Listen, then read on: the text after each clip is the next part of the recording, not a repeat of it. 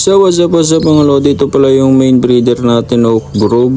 At aminado ako mga bossing kasi napabayaan talaga to, no overuse sa breeding at nagkaroon ng tibak or bubble foot.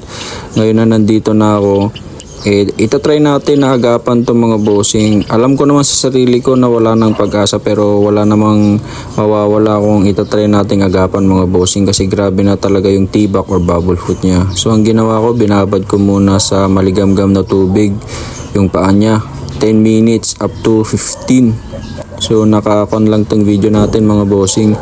Ito yung natanggal ko na nga mga bossing yung pinakatibak niya at talagang nilinisan ko talaga, tinanggal ko talaga lahat yung sa loob para lalagyan natin yan mamaya. Lilinisan natin yan ng agua, lalagyan ng betadine at yung antibiotic. So dito mga bossing talagang nililinisan ko nosto at binabad ko ulit kasi nga hindi matanggal yung isa. Binabad ko ng 5 to 6 minutes. Ayun nga, natanggal na agad mga bossing at nilinisan ko lahat-lahat. Grabe talaga mga bossing yung tibak nito. Talagang nagpailalim na. Hinugasan ko ng tubig. Nilagyan ko ng agua para matanggal yung germs or mga bakterya. Para malinis talaga hanggang sa nilagyan ko na ng betadine.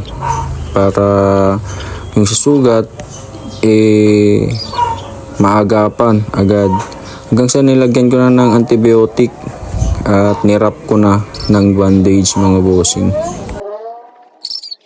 Sana nga maagapan to mga bossing kasi may balak talaga akong isabak to sa exam kung may stable na tayo na work at may kaunting pera na tayo mga bossing. Kasi sayang din kasi kung nakakon lang yung main breeder natin. Gwapo pa naman yung tirada nito. At yun, tinatry natin i-save yung paa niya mga boss para kapag okay na, doon natin sasabak.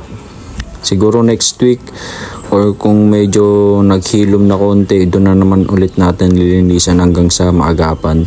Sana nga maagapan natin mga bossing. Sa mga magtatanong mga bossing, yung ginamit ko agua, betadine, antibiotic.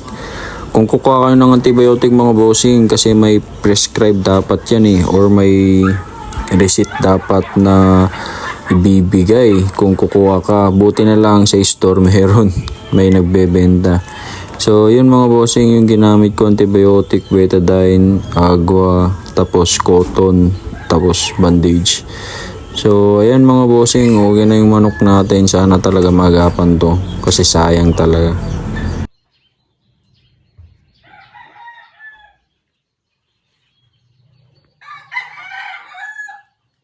So yun nga bossing, actually tatlo yung ginanon natin, yung nilagyan natin ng antibiotic. Yung dalawa, nag-start pa lang na magkatibak or bubble foot. Yung isang main breeder natin, yung pinaka-breeder natin na binili sa La Union, yun talaga yung napabayaan natin. At aminado din naman ako na twice ko pa lang siya nalilinisan ng ganun. Kasi na-overuse ko kasi siya sa breeding mga bossing, kaya ganon. And hopefully makarecover. Alam ko naman sa sarili ko na wala nang pag-asa, pero at least sana makarecover. At ayun mga bossing, follow nyo ako sa Facebook and sa YouTube channel ko. So ayun, bye bye.